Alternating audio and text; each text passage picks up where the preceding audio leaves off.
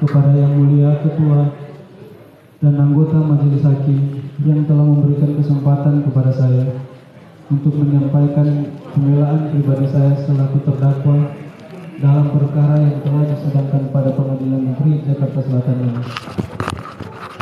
Majelis Hakim yang saya muliakan, pertama-tama saya ingin menyampaikan permohonan maaf sekali lagi yang sebesar-besarnya serta pengampunan terutama kepada keluarga dari almarhum Bang Yos. Tidak ada kata-kata lain yang dapat saya sampaikan selain permohonan maaf dan penyesalan yang mendalam atas apa yang telah terjadi kepada almarhum Bang Yos dan keluarga Bang Yos. Juga kepada kedua orang tua saya dan keluarga saya. Mohon maaf Mama, Papa, maafkan saya atas peristiwa yang terjadi ini, sehingga membuat Mama dan Papa serta keluarga bersedih dan kelelahan. Maafkan kalau karena kejujuran saya ini sudah membuat Mama sedih harus melihat saya di sini. Saya tahu Mama sedih, tapi saya tahu Mama bangga saya berjuang untuk terus menjalankan perkataan Mama, menjadi anak yang baik dan jujur. Saya berterima kasih Mama selalu ada mendukung saya di sini. Pak, maafkan saya Pak, karena akibat peristiwa ini Papa harus kehilangan pekerjaan. Terima kasih untuk Mama dan Papa karena telah mengajarkan nilai-nilai kebaikan, kejujuran, dan kerja keras dalam hidup saya dan kakak saya sejak kami kecil.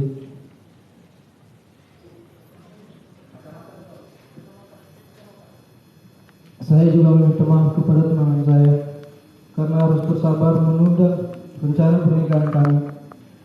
Walaupun sulit diucapkan, tapi saya berterima kasih atas kesabaran dan cinta kasih dan perhatian. Kalaupun kamu harus menunggu, tunggulah saya menjalani proses hukum ini. Kalaupun lama, saya tidak akan egois dengan memaksa kamu menunggu saya. Saya ikhlas apapun keputusanmu, karena bahagiamu adalah bahagiaku juga.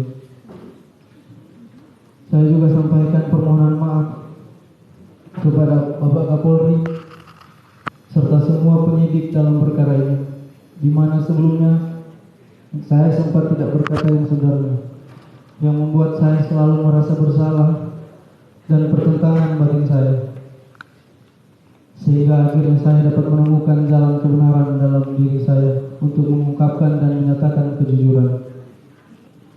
Majelis Hakim yang saya muliakan, bahwa menjadi anggota Polri, khususnya bagian dari keluarga Korprimob, adalah suatu mimpi dan kebanggaan bagi saya dan keluarga. Setelah menjalani 4 kali tes bintara dan terakhir tes tamtama, yang dimana sepanjang perjalanan tes yang berkali-kali dari tahun 2016 hingga 2019, 4 tahun saya pun juga tetap bekerja sebagai supir di sebuah hotel di Manado untuk membantu orang tua saya. Karena saya tahu untuk menjadi anggota Polri tidak mudah bagi saya, tapi saya harus terus berusaha.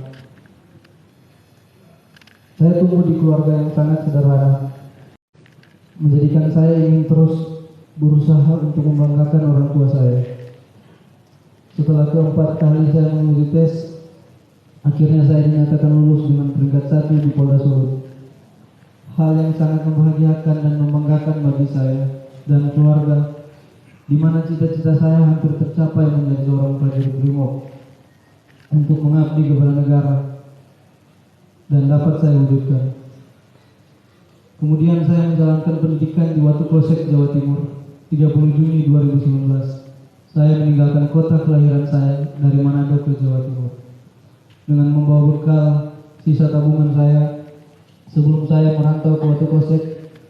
Saya ingat sebelum saya pergi ke bandara, saya berkata, "Mak, saya sudah mau mengikuti pendidikan."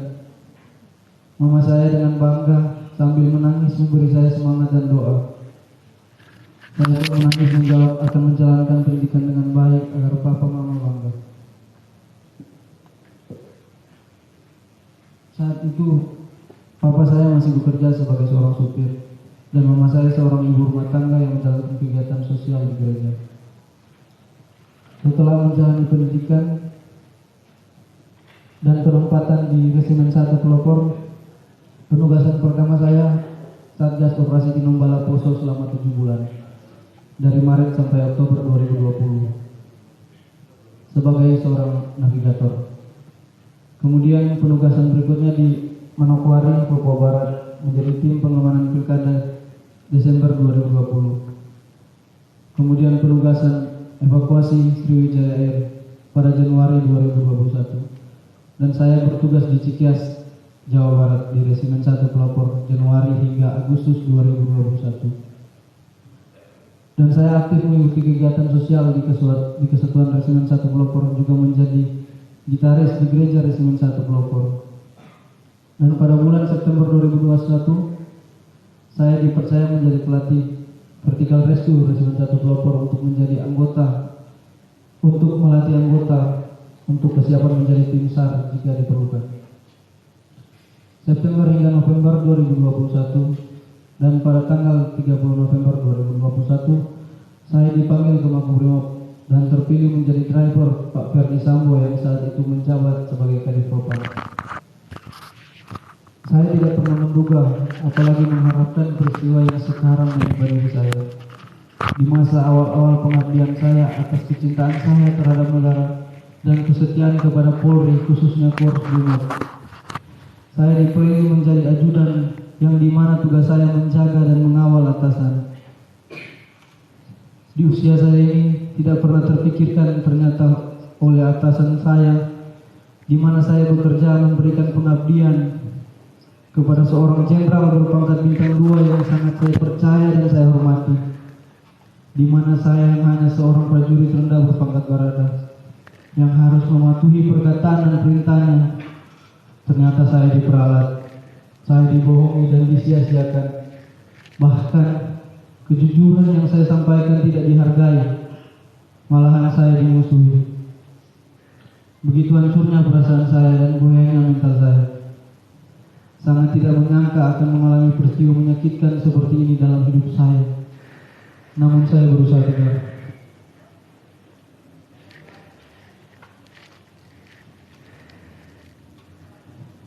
Saya diajarkan dalam kesatuan saya untuk tidak pernah berkhianat, korbankan jiwa raga untuk negara, hanya berserah kepada kehendak Tuhan. Nugraha Santi Yana Utama, setia pada Ibu Pertiwi, bahwa ikrar dan janji setia terhadap negara dan pimpinan akan terus terpatri dalam hati saya. Atas apa yang telah terjadi pada diri saya saat ini menjadi suatu pembelajaran sangat penting dalam kehidupan saya, dalam pendewasaan diri. Kiranya Tuhan menolong saya. Izinkan saya mengutip suatu ayat Alkitab yang orang tua saya selalu ingatkan kepada saya saat kami sedang sedih dan lemah, yang menjadi kekuatan saya. Mazmur 34 ayat 19. Sebab Tuhan dekat dengan orang yang patah hatinya, dan Ia menyelamatkan orang-orang yang remuk jiwanya. Saya yakin kesetiaan ini akan bernilai di mata Tuhan. Sebagai seorang prajurit Brimob yang latar belakangnya adalah para militer, saya dididik untuk taat dan patuh serta tidak mempertanyakan perintah atasan saya. Apabila ada yang mengganggu ketaatan dan kepatuhan saya, apabila ada yang menganggap ketaatan dan kepatuhan saya membabi buta, maka pada malam hari ini saya menyerahkan kepada kebijaksanaan yang menjadi satu. Pada akhirnya, perkenankan saya mengucapkan banyak terima kasih, khususnya kepada Bapak Presiden Joko Widodo, Bapak Menko Polhukam, Pak Mahfud MD, pimpinan Polri yaitu Bapak Kapolri Jenderal Listio Sigit, Bapak Kapolri Komisaris Jenderal Gatot Edi Pramono, Bapak Kabareskrim Komisaris Jenderal Agus Adrianto, dan Bapak Komandan Korps Brimob Polri Komisaris Jenderal Anang Revandoko, yang juga telah saya anggap seperti orang tua saya sendiri. Kepada para komandan, rekan-rekan, dan senior yang tidak bisa saya sebutkan satu persatu, yang telah memberikan dukungan serta masih memberikan kepercayaan kepada saya untuk dapat mengungkap kebenaran. Terima kasih juga kepada LPSK yang telah mendampingi dan memberikan perlindungan kepada saya hingga saat ini. Dan tidak lupa kepada seluruh masyarakat Indonesia yang selalu memberikan dukungan dan doa kepada saya. Kiranya Tuhan senantiasa mencurahkan berkat-Nya kepada kita semua.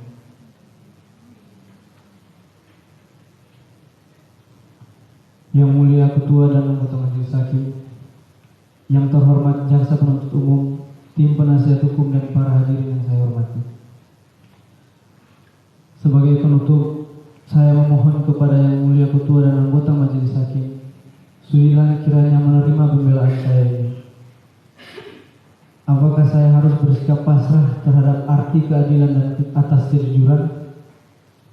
Saya akan tetap berkeyakinan bahwa kepatuhan, kejujuran adalah segala-galanya dan keadilan nyata bagi mereka yang mencarinya. Bahwa sekalipun demikian, apabila Yang Mulia Ketua dan anggota Majelis Hakim sebagai wakil Tuhan ternyata berpendapat lain, maka saya hanya dapat memohon kiranya memberikan putusan terhadap diri saya yang seadil-adilnya. Kalaulah karena pengabdian saya sebagai seorang ajudan menjadikan saya seorang terdakwa, kini saya serahkan masa depan saya kepada putusan Majelis Hakim. Selebihnya saya hanya dapat berserah kepada kehendak Tuhan. Demikian pembelaan pribadi yang dapat saya sampaikan, dengan harapan dapat dikabulkan oleh Yang Mulia Ketua dan anggota Majelis Hakim.